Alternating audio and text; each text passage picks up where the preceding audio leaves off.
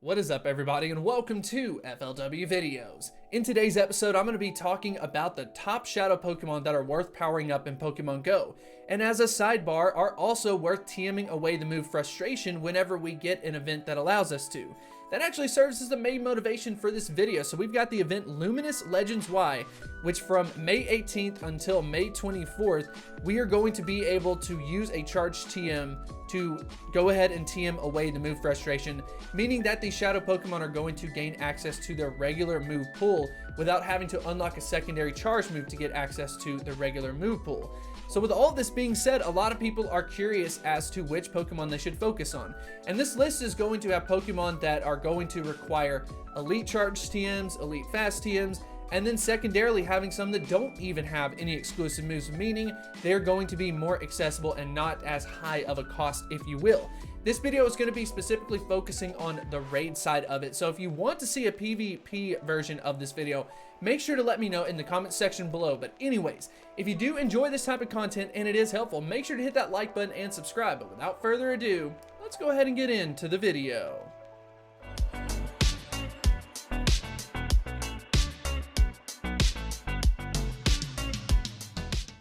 So the way we're going to start out this video is starting from the top of the list and working our way down.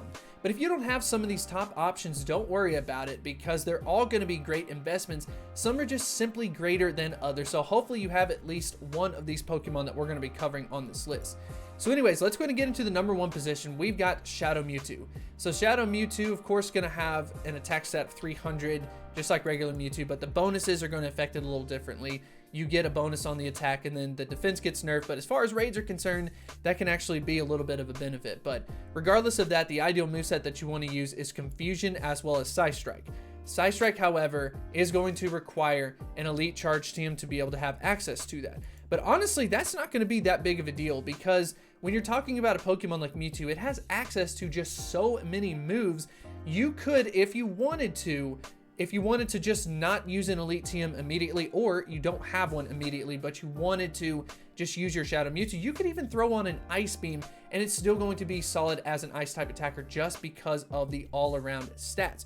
But regardless of that, you definitely want to try to get back to Mewtwo with a Psystrike as more of a long-term perspective, and potentially unlocking that secondary charge move and getting the move Shadow Ball. Those are, of course, going to require Elite TMs, but my point is in the meantime, this Pokemon is so good that you can actually use it just in general without an Elite Charge TM. So let's go ahead and check out the results. You can see that beforehand against the Machamp, you've got Mewtwo taking on that number one position, and then Shadow Mewtwo just basically gets an improvement as far as those time to wins are concerned. And Shadow Mewtwo is number one across at least 7 to 8 raids that I looked at on PokeBattler, where I went through 60 raids to try to build this list, and Shadow Mewtwo was just so dominant across so many types. Basically, if something is weak to the Psychic typing, Shadow Mewtwo is going to be in at that number one position.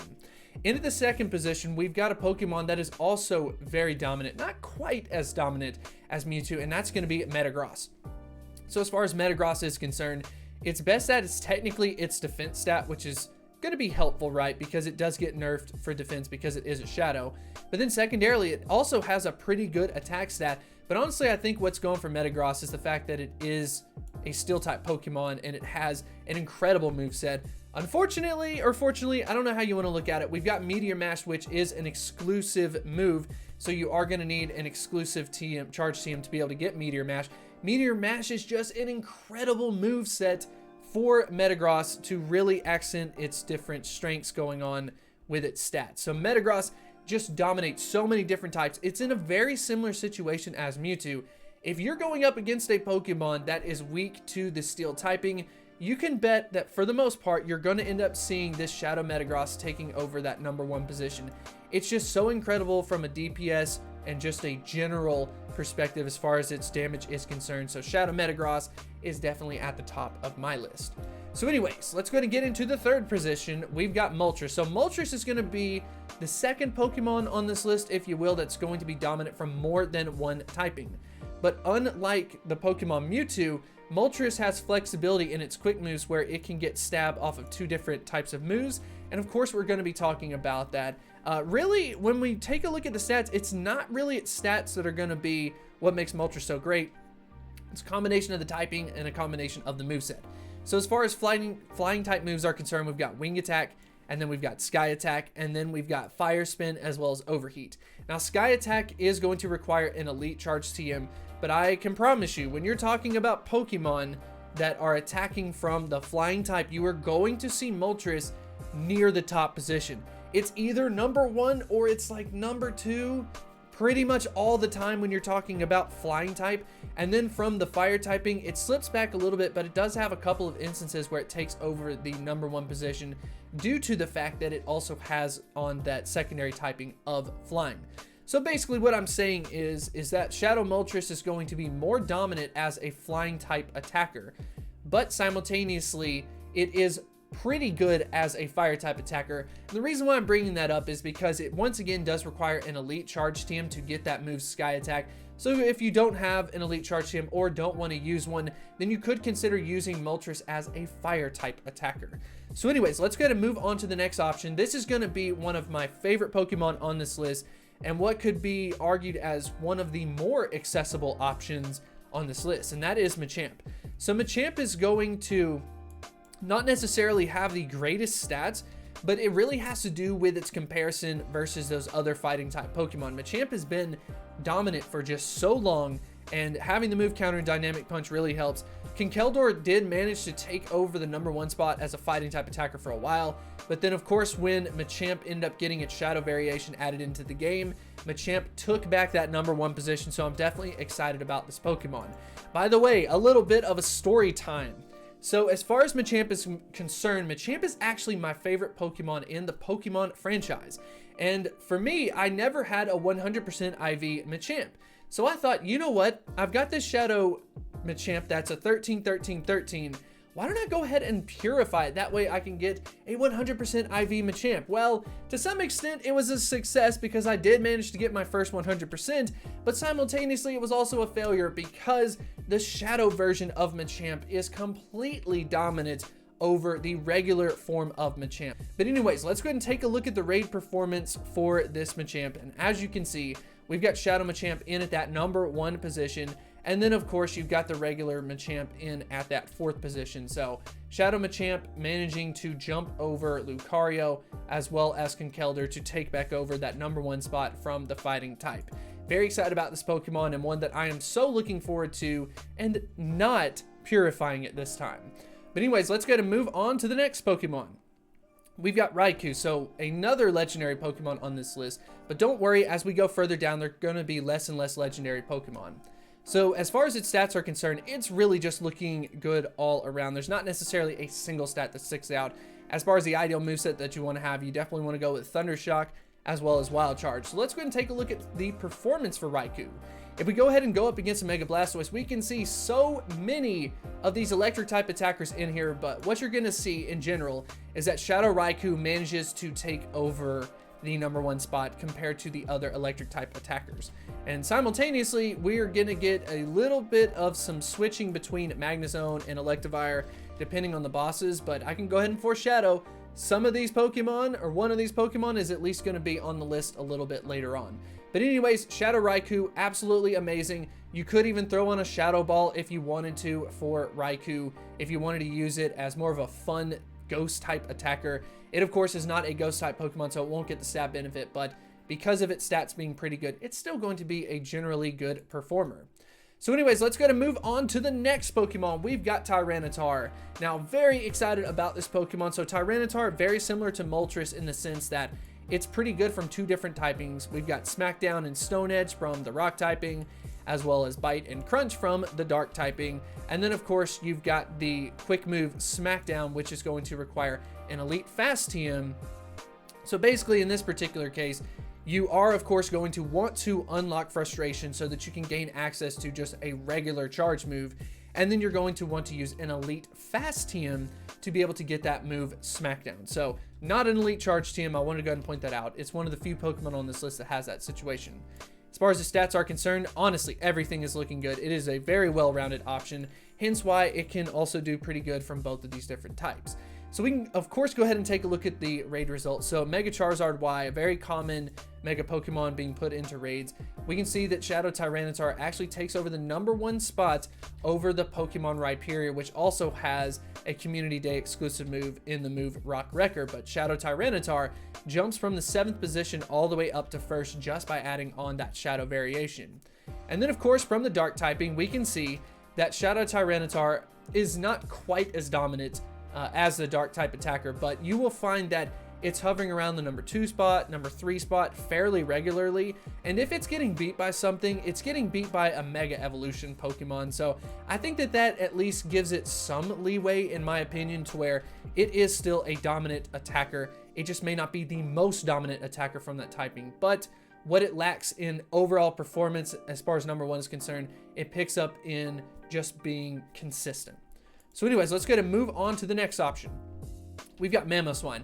Now, I'm very excited about this one because I've got quite a few of these Shadow Mamoswines, and I'm excited about it because this Pokemon has really, in my opinion, Mamoswine is just so great because of the Ice typing being so relevant as an attacker. I think that that makes a lot of sense. There's just so many raid bosses that have something weak to the Ice typing, especially Dragon type. So I think Mamoswine has that going on for it. And of course it has an incredible attack stat, and then it also has a very good stamina stat in there as well. And you want to go with Powder Snow as well as Avalanche. So I was pleasantly surprised to see how many times Mamoswine managed to take over the #1 position as an Ice type attacker. So I did use the Thundurus as an example, but you can see here that Shadow Mamoswine ends up taking over that #1 position with that Powder Snow and of course Avalanche. And hey, there you go, you've got Shadow Tyranitar that we talked about earlier on this list as well.